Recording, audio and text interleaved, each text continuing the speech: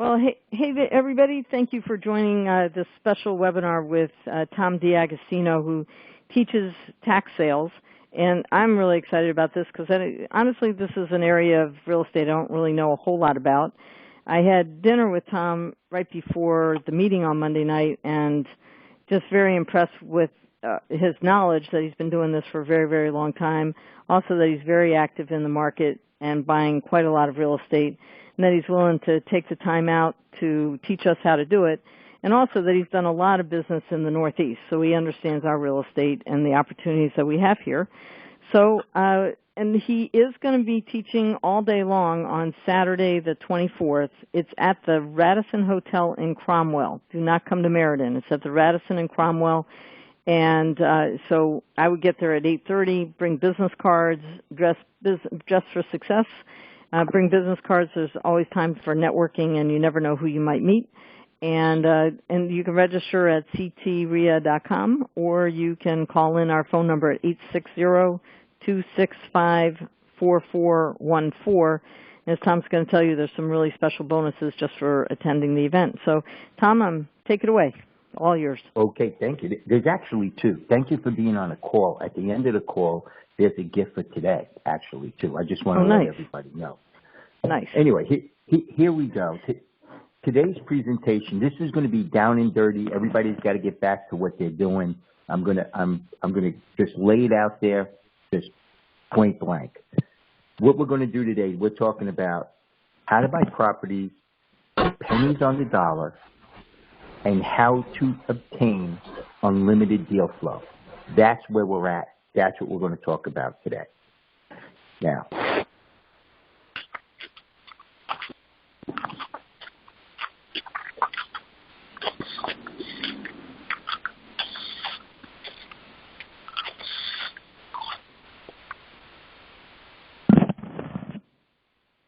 whoops, wait a second. I think I lost you, Tom. Hold on. I think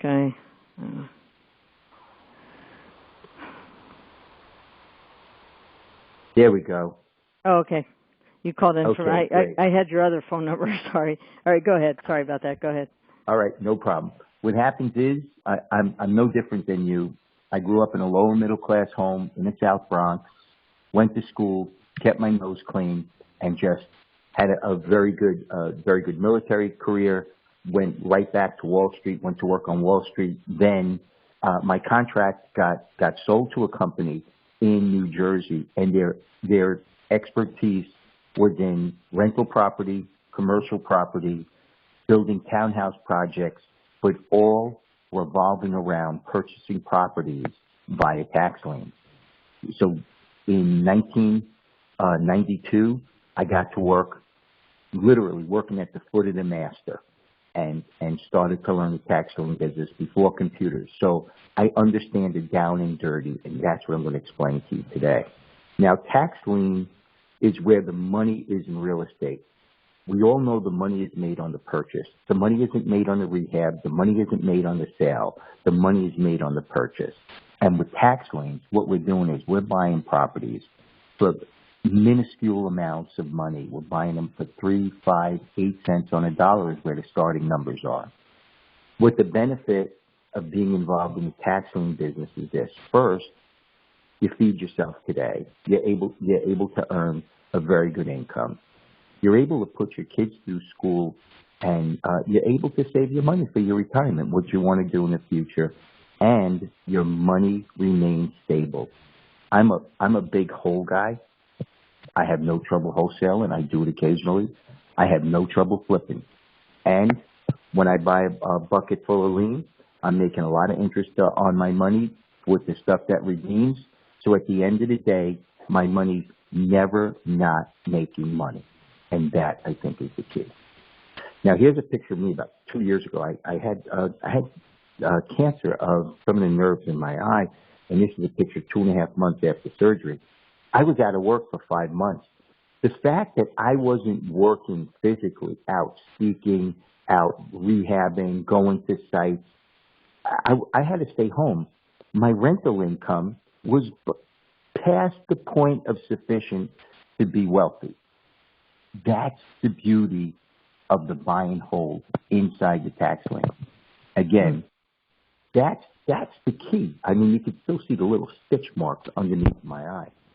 Anyway, and everybody goes to work for a why. I have 4 children. This happens to be my oldest. She just turned 29. She has cerebral palsy. She has epilepsy, and she's an asthmatic. But at the end of the day, she never got the message that she was handicapped. It took her a little longer to get through university, took her a little longer to find a really good job, but I was able to support her and her brothers and sisters, got them all through school, my why. Each and every one of us have a why, and we have to connect to that why. That's where we have to start. And each and every one of us have hurdles, but that doesn't matter, okay? And the bottom line is we have to make sure that we could move forward. Now, here is my definition of what middle class is. It's not how much you earn. It's immaterial because you can lose your job. It can change at any point in time.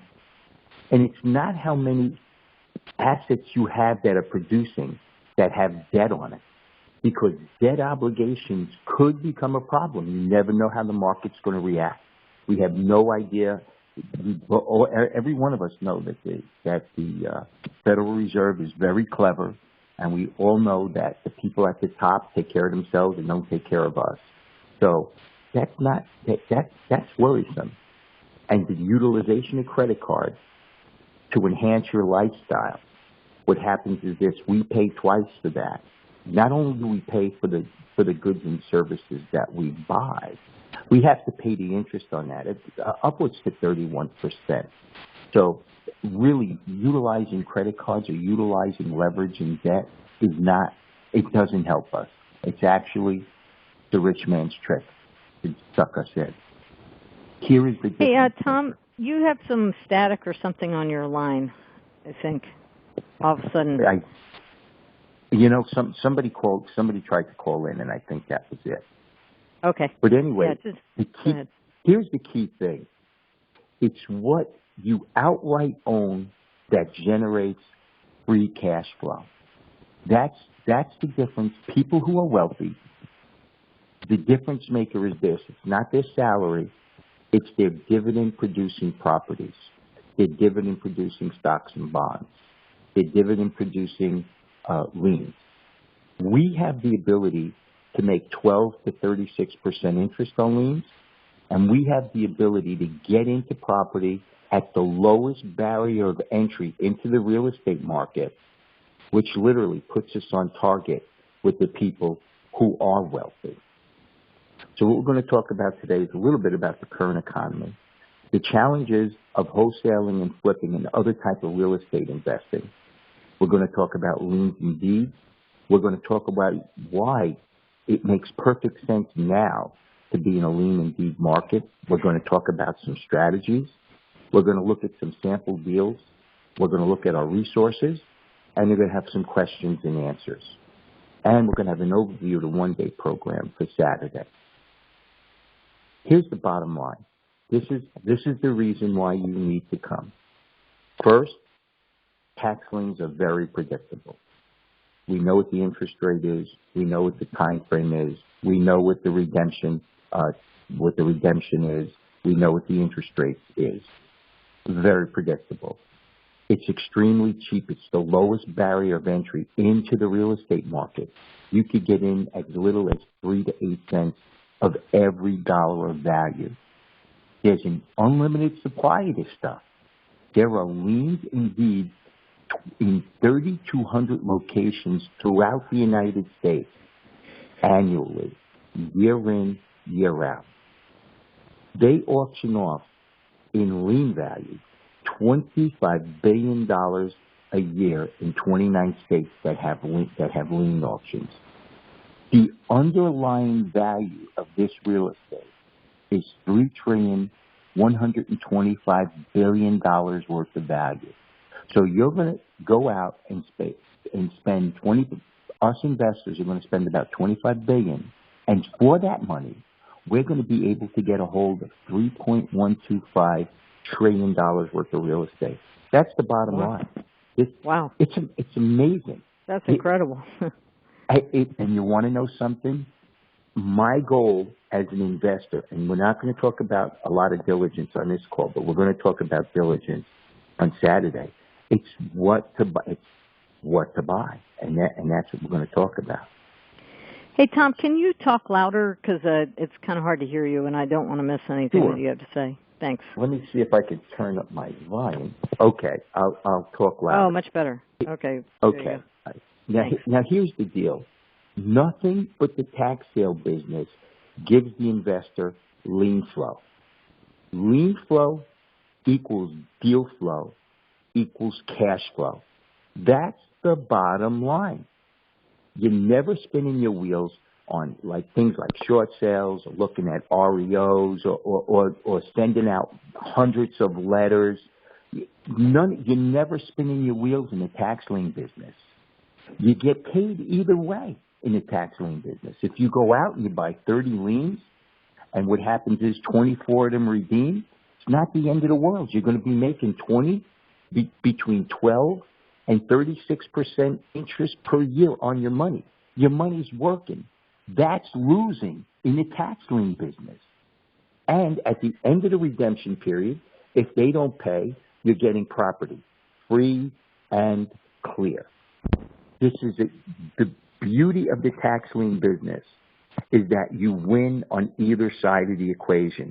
Nowhere in the real estate business does that exist. Now, this is just a quick slide, and what I'm showing you is this. Across the United States, this is 20 of the largest cities in the United States. In 2009, each and every one of these cities had a greater amount of people owning and living in the homes. And as you can see, in 10, there was a little change. In 11, there was a little change. In 12, there was a lot more change. And when you get all the way down to 15, every major city in the United States has more rental people living in the homes than owners living in the home. This is a wake-up call for investors. Flipping is great. Wholesaling is great.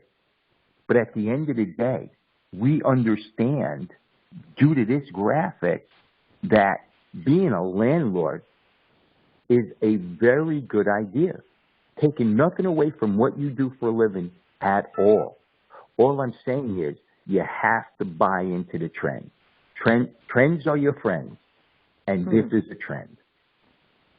Now, we're going to talk about what the basics of the tax sale business is. What is a tax lien? A tax lien is a government-issued certificate backed by an asset, and the asset is the individual house that hasn't paid its taxes. So what that means is this. There's a certificate on a house, and that house, at the end of the day, has to pay the taxes, and if it doesn't pay the taxes, you wind up with that property in a specific length of time. What a tax deed is this. When you go to an auction, you raise your paddle, and the deed is sold and transferred. Now, sometimes they get a little fancy, and in Connecticut, what happens is they write a deed, but they don't give you the deed. There's a 6-month redemption period before the deed is issued. In North Carolina, it's called an upstate, where what happens is that you get 10 days, and at the end of 10 days, if nobody comes in and outbids you, you get the deed in a 10-day period. And so every state is different. There's different rules on how the deeds are given. I like a down and dirty state. I like one where you go in, you raise the paddle, and you own it. Wisconsin comes to mind, a state like Wisconsin, where they sell them and it's done. Now, a redemption period is key in the tax lien and tax deed business. That is the absolute final date when, if the existing homeowner doesn't pay the back taxes, interest, and penalties, he forfeits the property. The county seizes the property, writes a quitclaim deed, and gives it to the person who either owned the certificate or bid up the deed and got the rights to own it. Here are the benefits. First, losing is getting your interest. The guy pays. If it doesn't redeem, the benefit is you get the property. I hate getting interest. I get a lot of interest, but I really hate getting interest. I love property. It is. Now, there's questions. What happens to the mortgage and what happens to the outstanding lien? 67% of every property in the United States is mortgage-free. 67% of the properties inside the United States are mortgage-free. 33% have mortgages. What we're bidding on as investors, we are looking for the best possible position. Now, in many of the lien states, because the government doesn't want to get stuck holding the mortgage takes second position and falls off at the time of seizure. Because you got to remember, the county seizing the property. They don't want to seize the bill. Same thing with the IRS. Both the mortgage company and the IRS can protect their lien, and the way they protect their lien is by paying the back taxes.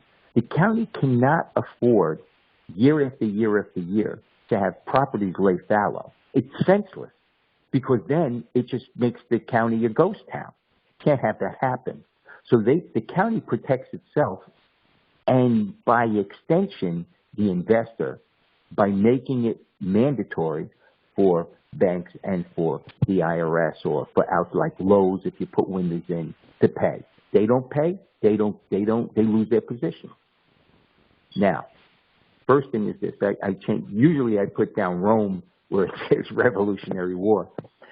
The taxes have been around forever. Actually, it started in 325 BC when Julius Caesar had the roads and was protecting the modes of transportation, and he was charging on every property what the property generated. So there was always a property tax going back that far. In our country, we've been taxing since prior to the Revolutionary War. So taxes have been around for a very long time, and it will probably be around forever. And the reason why is this. The county where we live has a contract with us, the citizens. They're providing us with roads, traffic lights, sewer, water. They're teaching our kids. They're doing things that we need and want. And what we do is, for that, we pay our proper fair share. So that tax will be around forever.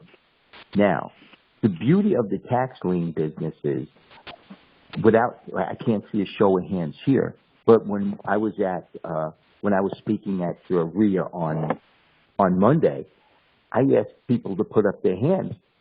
There were 100 people in a room, and maybe 6 put their hands up that they had ever bought tax liens before. There isn't a lot of competition. And the bank competition, that free money, that quantitative easing, Italians call quantitative easing counterfeiting. We used to go to jail for that, but the Federal Reserve was printing all of this money and giving it to the primary banks, and they wanted 12% and 13% interest, and they were putting some money into the tax lien business. But over the last 18, 20 months, that has slowed down dramatically. So the competition is even lower than over the last 2 years, and it's very easily repeatable.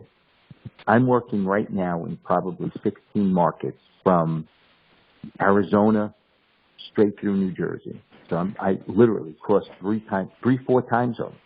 I'm working, and it's repeatable everywhere. And this market makes perfect sense. Markets are percolating. They're starting to overheat a little bit, and I'm walking in with so much meat on the bone, paying 3%, 8%, 11% on properties. That means I have an 89% upside potential. So and we talked about right from the beginning, you make money on the purchase. You never make money on a rehab.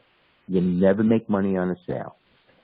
You make percentage points, 1%, 2%. Maybe I can rehab a little less than you can rehab. So maybe you can make an extra 2%. But at the end of the day, it's not 89%.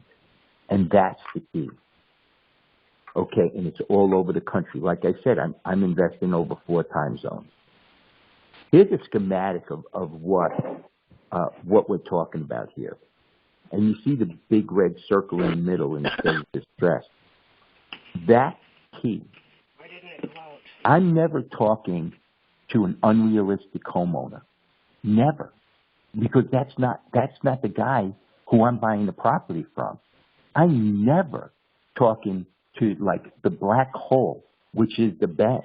There's no intelligent life in a bank. You can't get a straight answer out of a bank. That's not who I'm talking to. I'm dealing exclusively with the county. And the county is selling me something that, where I'm taking their position. I literally become the government. You take over the government's position. So here's the deal. You got the taxpayer who owns a house. He doesn't pay the property taxes for 2 years. That property then is distressed. Now the question is this: why didn't he sell it? Why didn't he rent it? Why didn't he do what he was supposed to do? And why is he in trouble?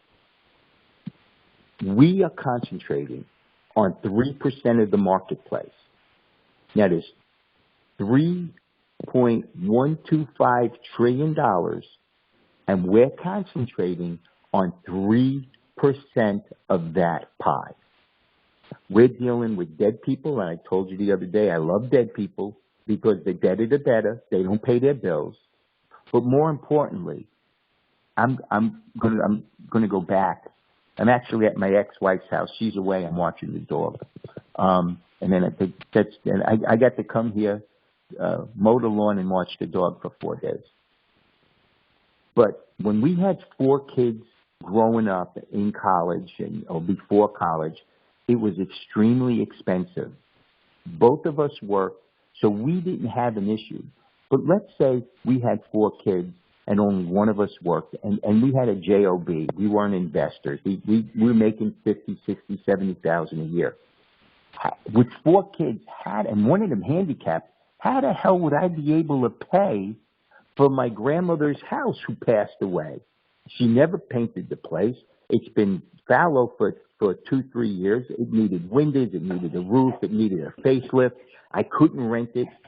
No realtor is going to say, oh, I'll sell a $5,000 or $10,000 house. Nobody would help me. So at the end of the day, and I couldn't travel there and do it, I would let it go. And that's the property we're looking for. We're looking for decent locations in disrepair that we could come in and flip it around. That's what we're looking for. That's the segment of the market that we're looking for. Now, usually, how many tax liens are at an auction? Well, normally when I invest in towns that have a minimal amount of people living in it of 350,000. If the town doesn't have 350,000 residents, I'm not looking because the town ain't big enough. So that's the first key, big towns. So here's the schematic. We got the taxpayer. He owns a house. He's not living in the house. That's not what we're looking for. This house is a distressed piece of property. I, the investor, the guy with the little fat belly, he pays the back taxes to the county. There's no involvement with this guy. No involvement with a bank. I pay the back taxes to the county, and they give me the deed or they give me the tax lien certificate. That's the schematic of how this works. Now, what does the assessor or the tax collector or the treasurer, it could be any one of the 3 depending on the state, what does he want? The very first thing he does is he absolutely has to pull in the money because he has all his employees, all the county employees that need to get paid, all the mortgages that they have to pay, because there's always, putting in schools, putting in firehouses, they're always doing something. They got to pull in the money. The last thing the treasurer wants is an unsatisfied tax lien investor. He wants me to come back year after year, and he wants me to buy the liens in his community. He's relying on us, actually, for these particular properties. So what the county does is it utilizes technology. I'm sitting here in a pair of shorts, no shoes, no socks. This is normally the way I I like that work. outfit. Yeah, I'm going to tell you, I got bunny slippers. But at the end of the day, the key is all I need to do is sit down and do my online diligence. And what happens is the county, they want nothing more than for me to look. So they provide a great deal of technology. Now, when I buy liens and they redeem, I'm not in the dark. Neither is the county. And the reason why is this. Every real estate transaction in the United States, by law, has to be done on a HUD. When it's done on a HUD, the attorney or who's ever doing the transaction calls up the county and says, what are the taxes? What's owed? And the county says, this is what's owed. And what happens is that money is recorded on the HUD, held in escrow by the attorney, and sent to the assessor or the tax collector. And what he does is he sends it back to me. He collects all my money, all the interest, and he sends it back to the investor. I hate when that happens, but I really like the idea that my money's secure. But more importantly, the tax lien certificate takes first lien position on a property in front of a bank, in front of all mortgages, in front of the IRS. I get paid, then they get paid. And that's basically how that works. Now here's the map according to Tom, and I'll give you a quick explanation on it. The other thing is I'm able to sit down and drink tea when I do this. As you can see, your state, Connecticut, is red. And what the red indicates is this. It's a redeemable deed state. Quite frankly, it's a lien state because for the 6 months period of time, the person can pay 1.5% interest per month until that redemption period is over. And you, as the owner, can't take possession, can't do repairs. You can't do anything other than get insurance to insure your position. But you can't contact the homeowner. You can't do anything for 6 months. It is absolutely a lien. They write the deed, but it's a lien until it happens. We're going to talk about strategies on Saturday of how maybe you, because it's public record, or your REIA, can contact the existing homeowner to buy his position with a quitclaim deed, a couple of thousand, a couple of hundred. And then what you do, you go and pay the taxes, you pay the interest, and then you acquire the property. Just because that house has a deed written on it, for this 6 month period of time, that window is wide open for everybody and anybody, with the exception of the guy who has the deed coming to him. That's smoking. That is a strategy that is absolutely untouched in your community. And that's something that we could work on. The downside of Connecticut is this. There is no over-the-counter. Over-the-counter means what happens if something sells and a guy either doesn't pay or foregoes his deposit that he has on the property. Sometimes a guy is under the impression he can get money. He has already lined up money, and the money dries up before he picks it up, and he could lose 10 grand, 12 grand. And what happens is, and have to walk away. That then has to go, it has to go back through the whole auction process. That's a downside, because you could see on the very first, on the right-hand lower corner, you could see over-the-counter with the stripes. Over-the-counter, the benefit of over-the-counter is after the auction's over and until the redemption period's over, at any point in time, you could walk in, look at the tax lien list, and see, and see what you can do. You can walk in and buy. No auctioneer fee. You collect all the back interest, and all you do is pay. There's no raising paddles. You just pay what the liens are, what the tax lien was in the beginning. That's the beauty of over-the-counter. And you can see pure deed states like Pennsylvania, where I live now. You walk in, you raise your paddle, $200, $10,000, whatever the final bid is. You pay it, you get the quick claim deed right then and there. That's the beauty of a state like Pennsylvania. And whatever left over, you could walk in and you could buy at any point in time. Now, you see New York, Ohio, Indiana, and Florida. What happens is there's two steps. The two steps is this. A, it's a lien. And there's an extended a redemption period, up to 2 years. But after that 2 years is up, you have to force a foreclosure. And when you force a foreclosure, it gets again put in the paper, and everybody knows that they could bid on that property. And chances are you don't get it. That's the beauty of the green state, the lien state. The lien state, you buy the lien, you sit on the lien. There are things you can do strategy-wise, but chances are you're going to get the property. And my personal preference is South Carolina, Alabama, Mississippi, Louisiana, Arizona, states like that. They're killer states.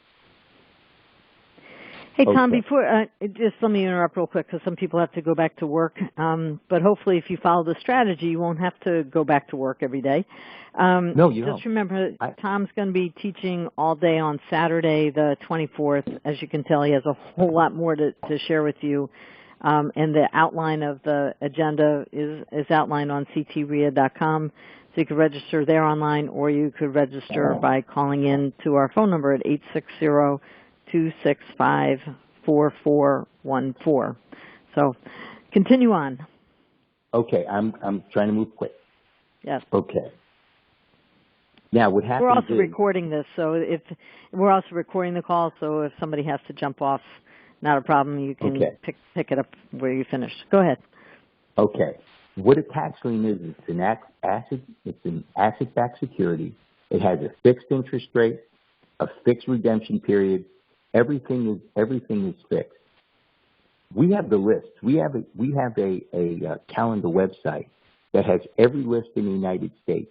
Past lists going back up to 3 years, lists for now and going up about 3 months. So you always know what's available. We have the OTC list and we have the seized properties list. Right now, this is the perfect opportunity to buy liens because the interest rate in the bank is so low, and the financial markets, I'm like petrified of the financial markets. I don't know which way it's going to go, but it can't be good. They're clever.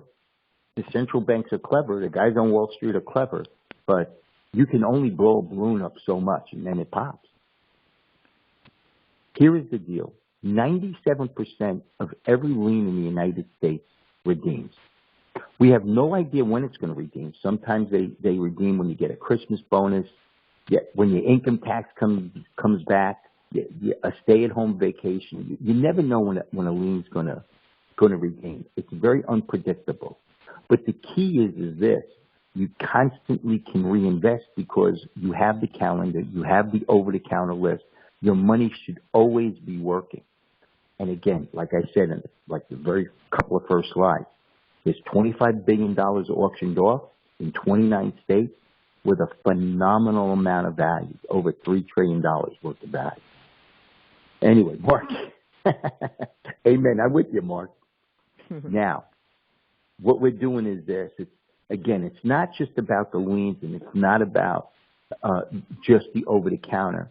It's about the premier motivated seller. That's what this is about. And what happens is we have a lot of strategies that we utilize where what we try to do is, I want an unfair advantage. I want to be better than any other investor in the marketplace. And because I've been at it for 25 plus years, and Corey, my business partner, he's been at it for at least 15, we've tried to figure out every conceivable way to figure out how to skin a cat. So when you come to our event on Saturday, what happens is I'm going to tell you a couple of strategies that will work. Now, the over-the-counter rate is probably going over the counter. That stuff that's left over, that stuff that didn't get paid for, there's some good stuff there. So don't think that when people go to the auction and they raise the paddle, there's nothing good there. Sometimes you go to the auction, you buy 35 or 40 liens, you get a little bit of ahead of yourself, and you may have only had $50,000 or $60,000 worth of money to place at that auction, and you bought $75,000 worth of stuff. The last couple you can't pay for, so the county takes it back. That's the stuff that winds up on the over-the-counter list. So don't worry about that. There's always good stuff left over. Now, when my stuff starts, even though I'm only concentrating on 3% of the marketplace, where the bill, because we know where the bill's being mailed, because it's right on a property card, and I'm going to go over the property card on Saturday. So even though we're only concentrating on 3%, some of that 3% gets paid for. So what happens is that's how come I'm always concentrating on the over-the-counter market, because I don't want money sitting outside. I want a chance to get property, so I want my money to constantly be working. But, that's what we're looking for. Now, we have some tools, we have some techniques, and we have absolute procedures that need to be followed to really to understand what won't redeem. We're going to talk about sending mail to properties, okay? Because if you don't own the certificate, you can mail. If you own the certificate, you can't mail. Same thing with deeds. Before that auction, we're going to tell you exactly what to say and how to say it, and try to buy these deeds. Plus, there's something called overages, and overages are when too much money got bid on a deed, and that money by law, by statute, has to go back to the homeowner. And even because we're watching the auction and we know what the mailing address is, and if we were at the auction, we could probably help that guy get his money back, and we get paid for that, upwards of 25%. And the last thing is the struck off. What a struck off is that there's sometimes when a property that's in a smoking neighborhood that maybe had a fire in it or maybe was abandoned, and it's been year after year after year on the tax rolls, and now instead of being a $2,000 piece of tax, the taxes are now $11,000, $12,000, $13,000.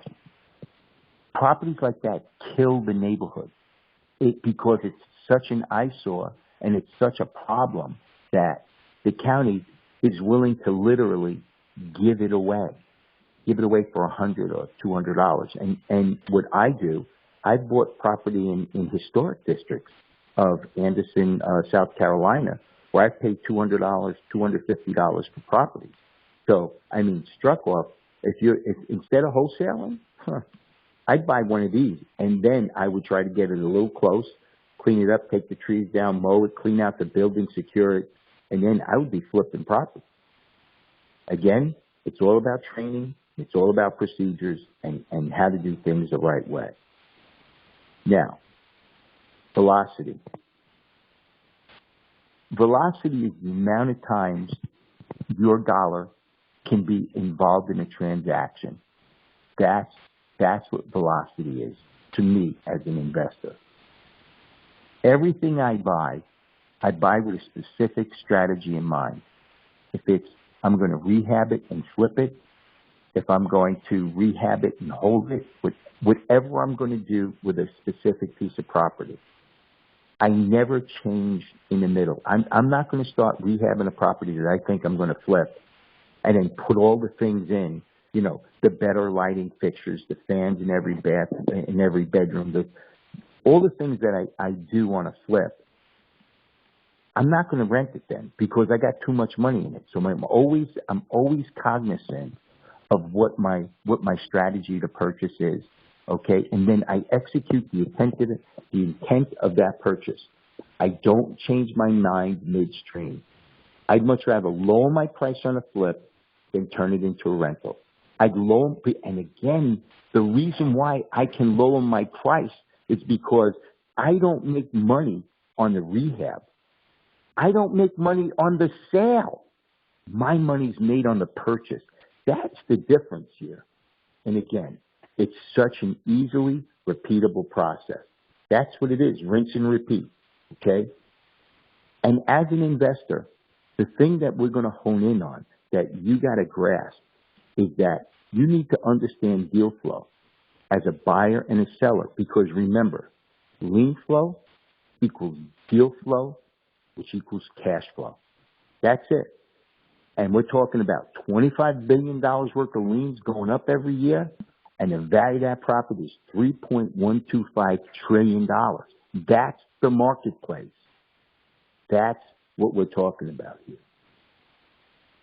Now, there are some things that we never buy. Okay, there are red flags, and when you come, I'm going to have a property card out there, and I'm going to dissect the property card for you. And at the end of the day, you'll completely understand why we don't buy.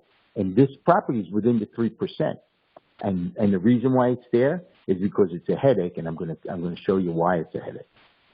Now, we've talked about mail, alluded to mail several times during this little presentation, and I'm going to cover it in a one day. But people who are broke don't open mail that they don't know. That is for sure. Yeah, they open. Hey, listen, when I first got out of the military and my wife and I had the first child, I literally would open my mail over a garbage pail. I did it. So I'm absolutely no different than anybody else. So the bottom line is, we're going to send mail, but we're going to send postcards. We're going to send lumpy mail. We're going to do the touches, but we're going to do the touches right. And on our website, we've beta tested several different postcards, several different lumpy mails to get results. Anyway, trying to go as fast as I can. What happens is on this over-the-counter is not every state has it, but as an investor, I concentrate on states that do have it. And the benefit, I just want to be clear on it, is this. You're never paying an auctioneer fee. You're never bidding against anybody. It's first come, first served. You make all the past interest. The past interest is yours. Even though the county's sitting on it, you get the benefit of the past interest, and it's a beautiful, it's left over, but it ain't garbage. Okay. We're going to talk, I'm just going to touch on IRAs. I think the single most important thing that every investor should do is protect their retirement. I don't think you should rely on a 401k. I don't think you should rely on Social Security. I think you got a better chance of seeing the Easter Bunny than you do seeing a Social Security check 10, 12 years from now. So the bottom line is this. I think you need to utilize your self-directed IRA because that's your money. And you should be able to utilize your money instead of having the bankers and the guys on Wall Street controlling your money. And we're going to go have a conversation. Oh, and I didn't tell you this. What happens is we have our guy, Rick, because there were so few people with self-directed IRAs in your club. He's in Arizona, and he's going to have a 15 or 20-minute small presentation on Saturday. We're going to connect to online. And he's going to give a small presentation on self-directed IRA just to bum these people up a little bit to get them caught, just a little something on self-directed IRA. The man's a genius. He's been involved since 1978 in that stuff. But here's what should be in them. You should have deeds in them. You should have certificates in them. Some people like lending money. I'm not a big money lender, but they have promissory notes. They have speculative certificates. like I have a certificate on the ocean that I'm going to look to flip. Commercial property, cash, stocks and bonds, single-family home rentals, LLCs, and you can put precious metal in there. And I have precious metal, physical precious metal inside my self-directed IRA, and close to home. Anyway, here are some recent deals. And you know something? I deal down south, but I have as much money or more money than most people. So when you look at these numbers, what happens is this. They look tiny, but these are real numbers. And that's the deal. I had a student that went down to Greenville, South Carolina, and what she did is she got a property on the over-the-counter list. I think she paid $2,200 for it. She flipped it to me in 2 days for $7,500. Put it on my self-directed IRA. I bought it. I was thrilled as hell to get it. I put in prehab. Didn't do much to the house. I put additional $8,600. I revamped the electric a little bit, and I put a roof on this thing. The people who bought it was a young couple, and what she paid me was $38,605 off of Craigslist. No realtor was involved. That's what the house looked like with the roof on it. Here is the rental agreement. You see, Tom D'Agostino IRA. The price in there, somewhere in there, is $38,600. I made 20 grand on this house. I mean, that's more than 20 grand. And it took me days. That's the beauty. That's wholesaling. This house here, I got in March. Okay? That's the king. I didn't change the window. I didn't change the roof. I just started working on it. That house there, I paid $2,329 for. It was 2 bedrooms. I'm going to add a window on the side wall there. I'm going to make 3 bedrooms on that side, kitchen, living room on the other side.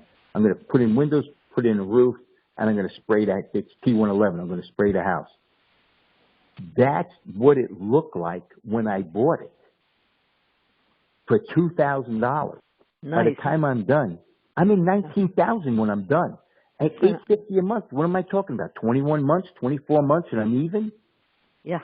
Absolutely. Yeah, and that's $850 a month.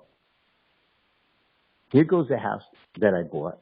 Okay, again, completed, rented. I got an 18-month lease on this thing.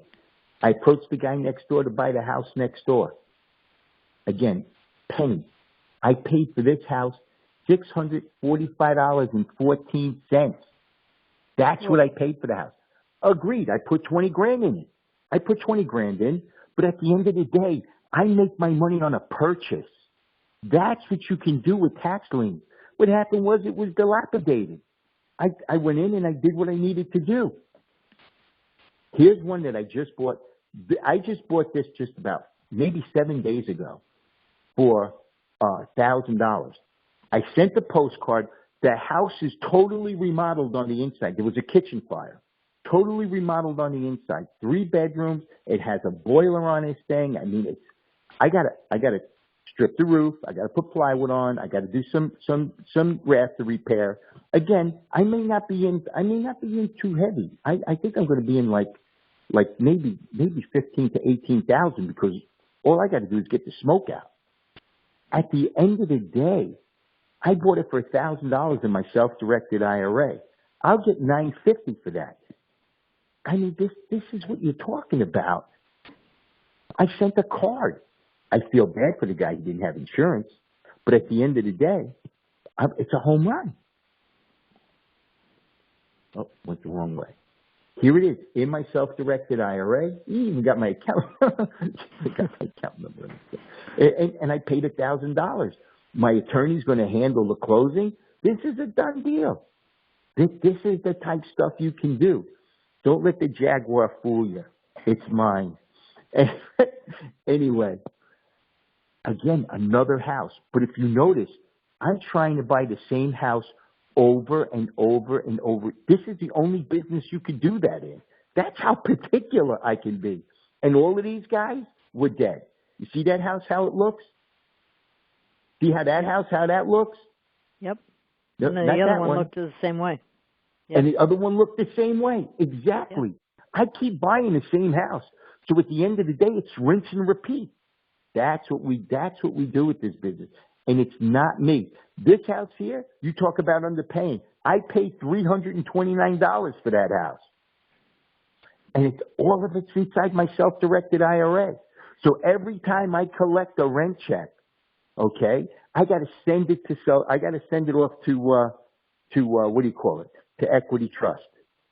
And then, because it's over 5 years old, my account, number one, and I'm above 59 and a half by an eyelash, I get every nickel back tax free.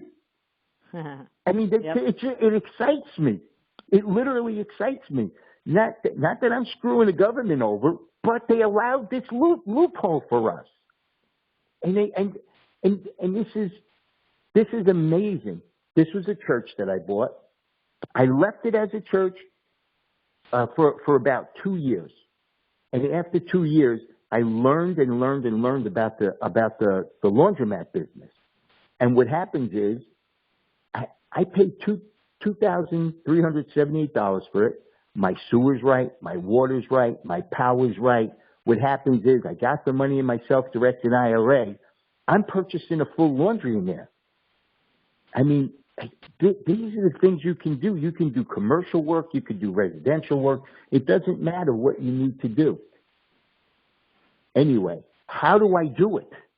What are the tools that I have that I use every day? It's like, this is the single most beautiful thing in the world. We have a calendar on our website. And the calendar, what we do is we buy every tax lien list, turn it into an Excel spreadsheet, and place it on our site. And you can see this is February 2013. We go that far back, and we go all the way to today, so you can utilize a lot of different strategies. You click on it, it opens up, and you get the list. Now, where do you go? Everybody knows their community fairly well. But it may not be the best place to invest because, let's face it, the taxes in Connecticut are $20-something thousand. When you get behind taxes 2 years with interest, this, that, and the other thing, your opening bid could be $50,000, $60,000.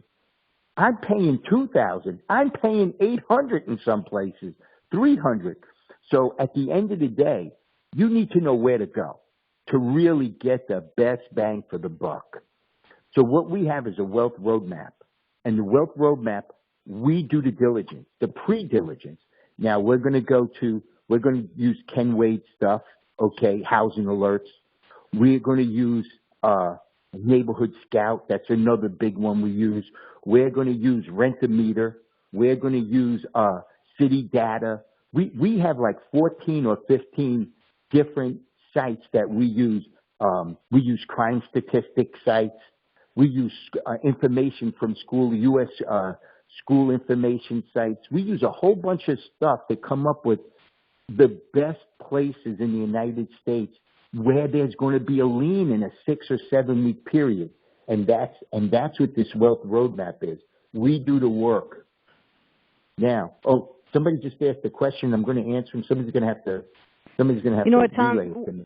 Why don't you finish? I'll ask you the questions. Let's finish this up. Because okay, I got 5 minutes left. Yep, perfect. This is and then we'll go back. Yeah, this is the single most important piece of our entire puzzle. How you shake the properties out for exactly what you want. The non-owner occupied, the duplicate addresses. What happens if a guy owns 2, 3, 4 properties? So I'm going to go over this in heavy detail, and I'm going to do it live at the event so you could see this and how this works live. I'm going to talk about diligence. How do you get your list? How do you examine a property card? Look at it on the GIS map. Do some research to get a comparative market analysis on stuff and how to make the purchase. We use checklists, okay? They're comprehensive. They reduce mistakes. That helps you make more money. And it's unemotional. We're looking at 7,000, but our lists are sometimes 7,000 properties long. So what happens is it's go or no go real fast. So before you get that 175 or 200 properties that you're going to start looking at seriously, you want to get rid of the stuff that's not right, and you don't press when you use checklists. Okay. You know something? Here's what we're going to talk about. On Saturday, you get free lunch, by the way. How to make consistent how to buy properties for 5 to 8 cents on the dollar of repaired value, so you can make more on each deal. That's the first thing we're going to talk about. We're going to talk about where to get the best liens across not only the entire country, but locations where you have the over-the-counter list, which is key. Why auctions are not the only place to make money. There are other places to make money and other strategies to use. We're going to talk about that. We're going to talk about how to invest your money and make between 12 and 36% annual returns without owning real estate, just working on the money. We're going to talk about how to get valuable properties for literally almost close to free using the seized property list or the foreclosed land commission list. We're going to show you how to utilize those. We're going to give you a little brief overview of self-directed IRAs, and then we're going to hit heavily on diligence, how to drill down, how to know exactly what to buy, how to understand a property card, how to understand the title work.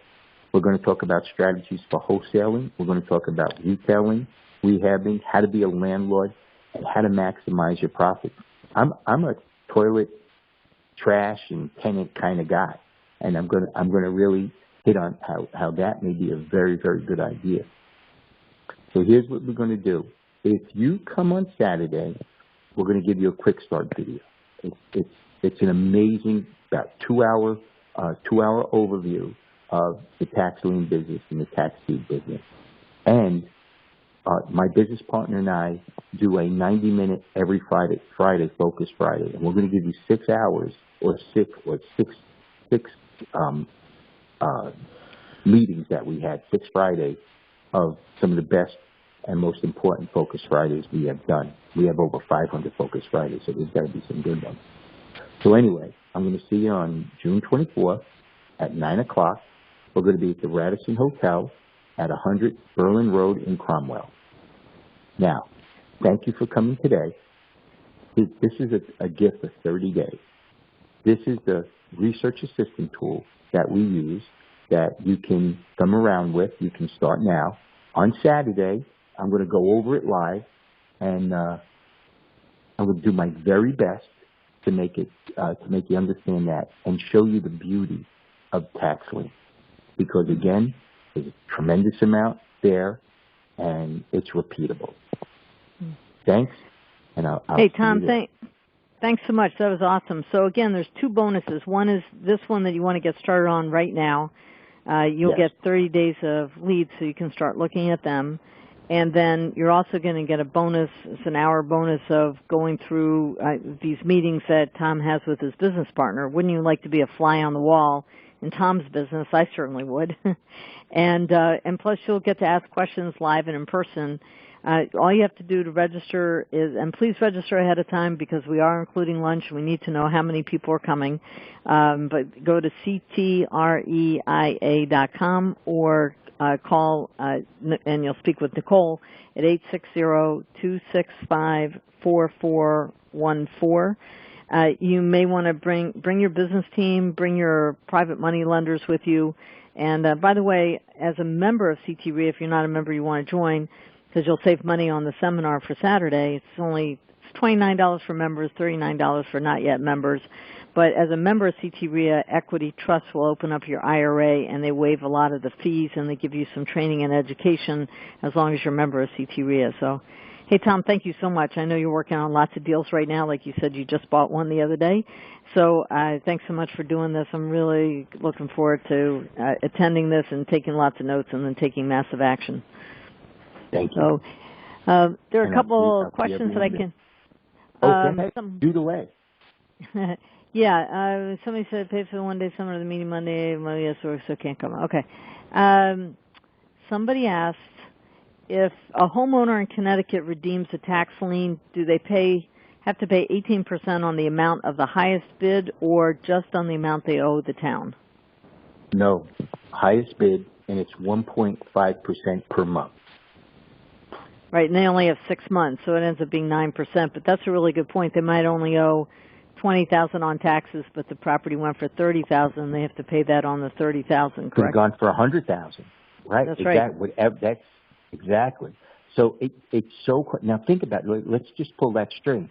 So let's assume that's $1,500 a month, and let's assume they had $40,000 worth of back taxes. What they need to pay the county would be not $100,000. They have to pay the county the taxes back. The county would then return the guy all his money, but they would have to pay the interest on the $100,000. So they'd have to pay $15,000 a month interest, plus if it was $40,000 worth of taxes, the $40,000 worth of taxes. That's what they would have to pay. Yes. Now, let's assume that us as an investor walk in, buy that guy's position out for $5. He's out. He can't afford the 40, and he can't afford the interest. So now he knows exactly the spot he's in. He is so much more open to negotiation, where you might be able to get it for a quick claim deed for $500, $1,500, maybe $5,000. But the point is, at the end of the day, you're controlling a piece of property free and clear, and that's amazing. That is amazing. Then one last question, I think this is in people's mind, because you were sharing deals done in Anderson, South Carolina. So what if people want to buy around the country, but they don't want to do all that traveling? And due diligence is one thing I'm always worried about. So how do you'll be talking about the due diligence part on Saturday, I know. I'm going to be talking about the due diligence. Here is the deal. Technology significantly changes what we do and how we do it. Now, I'm working in Florida. Matt, as we speak, I'm working in Florida. I have an inspection. A person that needs to be paid. He did the roof, and he needs to be paid. My guy, we use CIS, Construction Inspection Services, they're across the country organization. And what they do is they're going to go out, inspect the roof, make sure it's all done, make sure the place is cleaned up, make sure it's 100% right, make sure the building inspector signed off, because in Florida there's a sign-off. And when that's done, I wire the money. No runs, no hits. I'm here on the phone with you. Yep. Yeah, there you go. And there you go. I mean, cool. Technology significantly changes. The subcontractor I used, what happened was he went to the job. He didn't physically go to the job. He had a satellite. He and I looked at the roof via the satellite. After we looked at the roof, he gave me an estimate. After he gave me an estimate, he gave me over the internet. I clicked on the roof color I wanted. I clicked on the type of roof I wanted, and everything was good. I needed an electrician. What I did is I went to Home Advisors. People pay to call you on the phone. I developed the scope of work that I knew I needed done. I sent him the scope of work. He reviewed it. He made suggestions to the scope of work. I got a lower price from him than I did from the contractor that was doing my work. And I said to him, when you're on a job, could you please take a video of the job you're working on right now? He sent the video with his phone to my phone. I looked at his video, and what was I checking for? I was checking to make sure the electrical work was done right. I was checking to make sure the place was clean. I wanted to see, his explanation of what he did and how he did it. And so technology helps us, and I'm going to teach that. Good. All right, awesome. All right, everybody, thank you so much for joining us, and I will be seeing everybody on Saturday. Tom, thanks so much. I hope so. Okay. Yeah, absolutely. Take care. All right, bye-bye now. Thank you.